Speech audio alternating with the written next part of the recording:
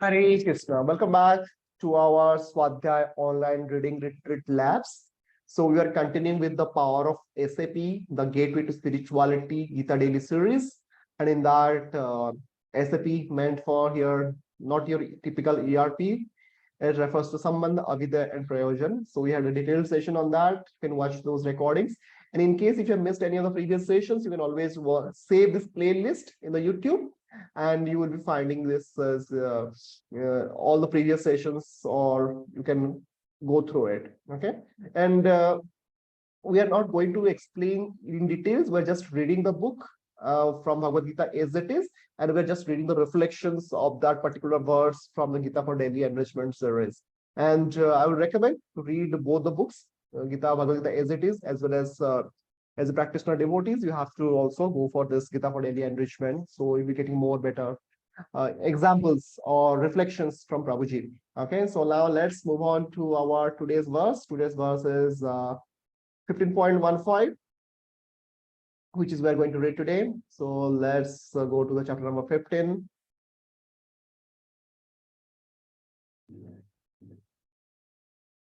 Chapter number 15 says the yoga of the Supreme Person. So let's go to the 15. It is one of the most popular verse. I'll recommend to remember the verse as well. The translation goes like this: I am seated in everyone's heart, and from me come remembrance, knowledge, and forgetfulness. By all the Vedas, I am to be known. Indeed, I am the compiler of Vedanta. I am the knower of the Vedas. Purport: the Supreme Lord is situated as Paramatma in everyone's heart, and it is from him that all activities are initiated.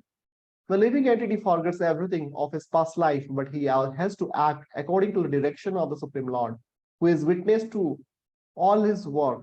Therefore, he begins his work according to his past deeds. Required knowledge is supplied to him, and remembrance is given to him, and he forgets also about his past life. Thus, the Lord is not only all-pervading, he is also localized in every individual heart.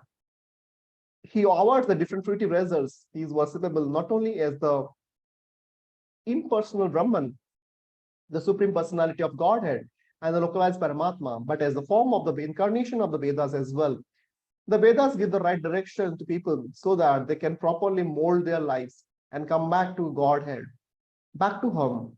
The Vedas offer knowledge of the Supreme Personality of Godhead, Krishna, and Krishna in his incarnation is Vyasadeva, is the compiler of Vedanta Sutra.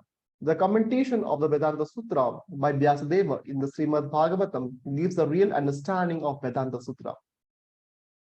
The Supreme Lord is so full that for the deliverance of the conditioned soul, he is the supplier and digester of foodstuff, the witness of his activity, and the giver of knowledge in the form of the Vedas, and there is the Supreme Personality of Godhead, Sri Krishna, the teacher of the Bhagavad Gita. He is worshipable by the conditioned soul. Thus, God is all good. God is all merciful. Anta pravishta sasta jñānam. The living entity forgets as soon as he quits his present body, but he begins his work again, initiated by the Supreme Lord. Although he forgets, the Lord gives him the intelligence to renew his work where he ended his last life. So not only does a living entity enjoy or suffer in this world according to the dictation from the Supreme Lord, situated locally in the heart, but he receives the opportunity to understand the Vedas from him. If one is serious about understanding the Vedic knowledge, then Krishna gives the required intelligence. Why does he present the Vedic knowledge for understanding? Because a living entity individually needs to understand Krishna. Vedic literature confirms this. Yo so sarvair vedāyate. In all Vedic literature, beginning from the four Vedas, Vedanta Sutra, and the Upanishads and Puranas, the glories of the Supreme Lord are celebrated. By performance of the Vedic rituals, discussion of the Vedic philosophy, and worship of the Lord in devotional service, he is attained. Therefore, the purpose of the Vedas is to understand Krishna. The Vedas gives us direction by which to understand Krishna and the process of realizing him. The ultimate goal is the Supreme Personality of Godhead.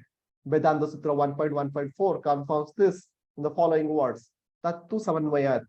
One can attain perfection in 3 stages. By understanding Vedic literature, one can understand his relationship with the Supreme Personality of Godhead.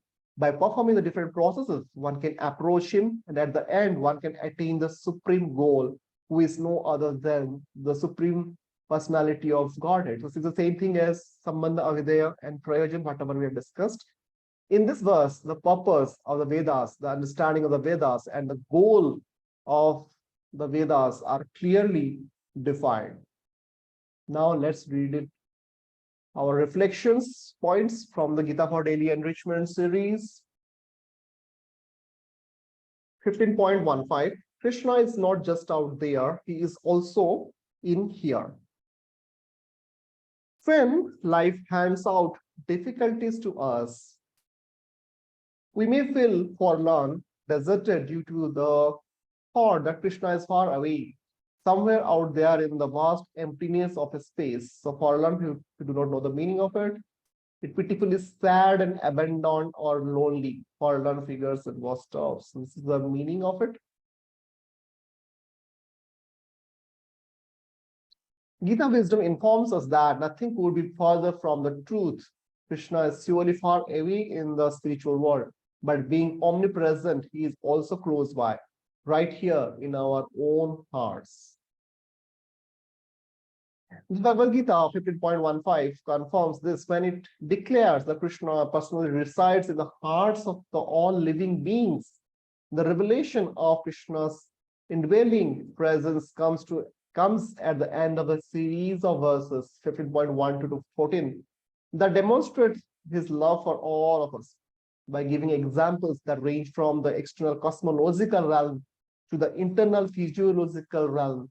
These verses indicate that Krishna, out of love for us, maintains the entire material realm to facilitate our existence. People who do not know the meaning of indwelling, so let's see that. Indwelt, be permanently present in just spirituality, someone's soul and all. So this is the meaning of it. Yeah. His love for us is so great that he is not satisfied just by arranging for our material existence.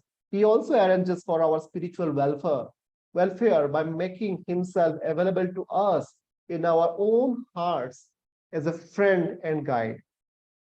Why is Krishna personally present in our heart? Because he wants to do all that he can to help us. He is not satisfied with imparting through the Vedic literature, the generic philosophical understanding that our present sufferings are the just results of our own past misdeeds. He wants to always be by our side, giving us solace and strength in our times of trial. As our bosom partner, he actively and lovingly helps us to tolerate and transcend our due sufferings. If we just take his guidance, he will expertly help us to grow and go towards the spiritual realm that is beyond all suffering. So now again, we will read the translations at the end. I am seated in everyone's heart, and from me come remembrance, knowledge, and forgetfulness. By all the Vedas, I am to be known. Indeed, I am the compiler of Vedanta, and I am the knower of the Vedas. So with this, we have completed this particular verse of this particular chapter. Now, in the next session, we will be going to read another verse, new verse from chapter number 16. So till then, I recommend to read the Bhagavad Gita as it is again and again. So from that, you'll be getting a lot of insights. Okay. And try to remember the verse also. This sarvasya cāhaṁ hṛdi sanniviṣṭo, this particular verse especially, right? Now, let's continue in the next session with the next verse. We'll stop here. Jagat Guru Srila Prabhupada ki jai. Hare Krishna.